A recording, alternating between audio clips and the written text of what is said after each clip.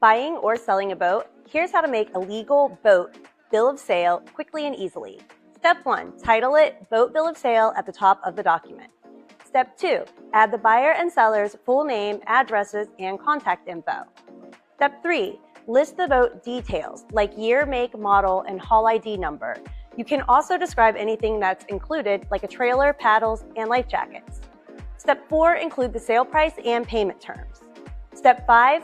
Add any additional term like if the boat is sold as is or with a warranty.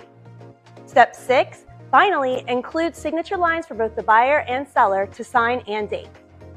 Depending on your state, you might need to sign in front of a notary, and states may also have their own specific rules about handling registration and title. If you want a free boat bill of sale template and a detailed guide, check out the link in the description. And if you need additional help, use the link to FindLaw's lawyer directory to find an attorney near you.